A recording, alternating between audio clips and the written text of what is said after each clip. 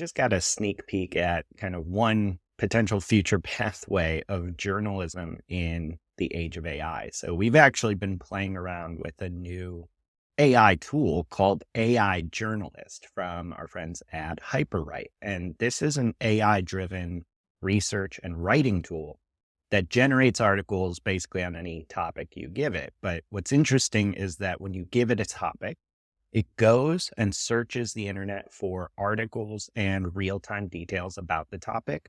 It actually looks at and starts to try to evaluate and pick the best sources and understand them. And then it actually writes you an in-depth article based on what it finds. And using the tool, it will actually automatically hyperlink all the sources that it's been using right in the article itself. So what you get in just a few seconds is an article with at least its attempt at factual information and real-time sourcing that looks and sounds honestly like something written by Reuters or the Associated Press. And this kind of comes amidst some other discussions we've been having on this podcast about some high-profile efforts to kind of reinvent journalism or rethink it with AI. And one that's also on the radar that we heard about again this week is Google's generative AI news product. So this is something we talked about on a previous episode that it's reportedly testing with a very small group of news outlets. And we saw a report from Alex Kantrowitz in Big Technology, where he kind of dived deeper into this because he was very interested in how this tool or purported Gen AI initiative would impact journalism. The way he described this was a journalist first selects a seed source using Google's tool that they're piloting, like a city council, a parks department, a local school, something they plan to cover.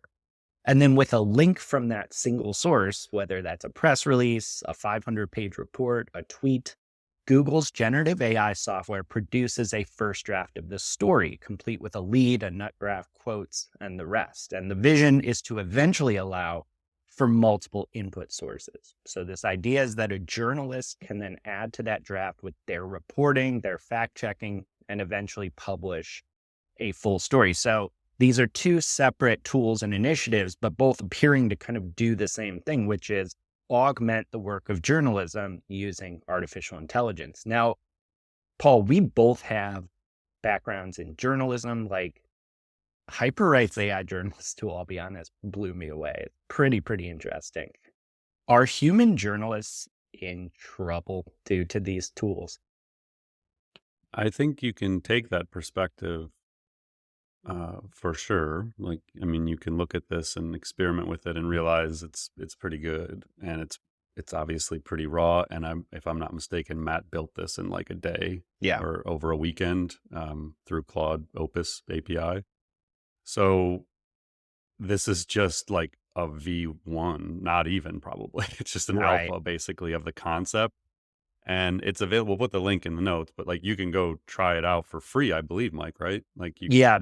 With HyperWrite, so they did two pathways here. Matt built an open source version. So if you are familiar with how to run that yourself, you can basically just connect your API key for Claude to the tool and run everything on your own. But there's an easier to use version that I think most people would probably find easier to adopt, which is on HyperWrite's website. So Okay. you can use that, try that out for free. They give you like credits based on your usage. Okay. So couple of just thinking out loud here. One, we still have to deal with the fact that if you want to own the content, you don't if the AI writes it. So if you're a Right. media outlet, if we're talking about impact on journalism, this doesn't change the fact that US copyright law mandates that a human has to create something to get a copyright. And I don't know of a publishing outlet that wouldn't want the copyright on their material. So I don't see this as all of a sudden journalists are just going to start using this tool, or media companies will start using this and put journalists out of work. That's not viable. Second thing that comes to mind is great journalism is sourced, like where you go do the work, you talk to people, you do interviews. So all this tool is doing is going and pulling from existing third-party content and sources. There's no first-party stuff. There's no finding that source and getting the great story. Like you and I love The Information as an example. Right. The Information pumps out great stories because they're sourced within these tech companies, and they break stories that you're not going to find on the internet. So it's not Hmm. replacing that kind of journalism. Um, like you and I talked about this the first day we saw it, Mike, and the couple things that jumped out to me was the massive potential value for internal documents and processes. So like we were on a call last week and something came up, or it was on Monday, and it was a new program that I wanted to kind of research. And so I mentioned it on the call. And so Mike, like in real time, goes and like tests this thing out and so like, write me an article about this program. And it does. And now we have to verify the facts of it, but it just literally saved us like an hour probably of doing research and writing a brief, which is something we do all the time internally. Just Yeah. write briefs on topics and people and ideas. And it just wrote it and it sourced it and like gave the links to it. So my immediate thought was, wow, this could really be valuable within internal processes and documents that we don't need a copyright on, that are never going to see the time of day. I could see it from a journalist perspective, if we want to stay on that line of thinking, journalists and writers, that you could use it to get stories started and then layer in the interviews and like the original research and reporting that goes into these stories. But I also thought about the decimation of local media. So Mm. again, as people with backgrounds in journalism and the media industry, for years we've been watching this industry just get crushed, and it had nothing to do with AI. So you and I have talked about this many times, Mike. All the loss of journalists, like, you know, I think I shared the story when my dad, so my dad worked for the Cleveland Plain Dealer. And so he delivered papers for like, you know, 15, 17 years. And then he was a manager of a depot for a number of years. And when my dad used to like take me into the press room at downtown Cleveland, like when I was a kid, we would go in and like still smell like the ink of the presses. There was hundreds of journalists in the Plain Dealer newsroom. Now there's like, I don't know, 20, 30. So like that whole industry has just gotten wiped out because of their reliance on advertising. Like classified ads used to be like what made these local media outlets go. And then classifieds, obviously everything just kind of went online and they had to find like a next thing. So they've gotten crushed because of their ad supported model. And so you and I, Mike, for years have known this has nothing to do with AI yet. What Mm. happens when AI comes for this industry? And I think we're here. Like, you know, for years I've been talking to journalism schools and heads of these communication schools and saying like, hey, it's going to come. There's going to be a day where this thing does what we're teaching these students to do. And I think we've arrived at that. Mm. But the positive potential is society needs local journalism. Like we want to know the local sports stories. We want to know what's going on with local government. We want to be informed citizens.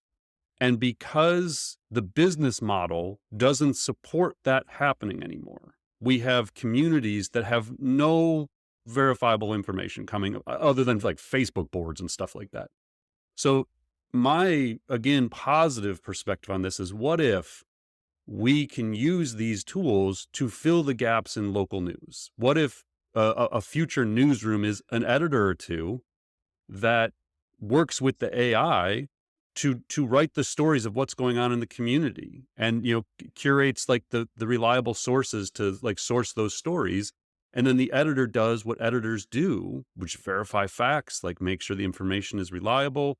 And so I can actually imagine a scenario where local media reemerges in an entirely different, much more streamlined model, and doesn't replace jobs or eliminate writers. It may actually create new writing and editing jobs where the AI and the human are working in tandem. Mm. And that to me is the possibility of all of this. We can get stuck on the negative and be like, oh, it's just going to replace everybody.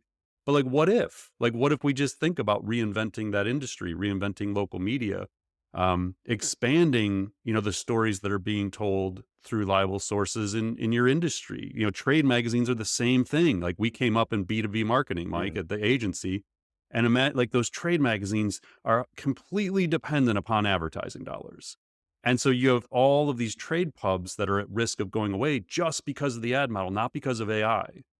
Well, maybe AI is the answer there too. So again, I don't want to be like pretend like there aren't negatives here, but I think that if you step back, there's a chance to kind of reimagine that whole industry and using these as true tools to accelerate that. Yeah, I tend to agree on that. I think that there's a massive unexplored opportunity here, which will be interesting to see play out. And kind of one final note, even if you zoom out a little further and just say, what does this do for your ability to research anything? You mentioned internal briefs and documents. And to me, this is all upside. I try to tell people, I get geeked out about it. I'm like, do you realize you have research superpowers now? It's really cool. Yeah. And to your point about the example of the topic we were looking up during a meeting, like that just saved us a bunch of time that we then used in other ways and gave us the ability to answer a question that was really important to our business. Now we can do that over and over and over again. Yeah, and the other thing that, I thought of this week was, we talked about in last week's episode about how you can't make your plans based on what these models are capable of today. And the one big thing that people always, talk about with large language models is the hallucinations or the fact they make stuff up, that there's a, higher error rate.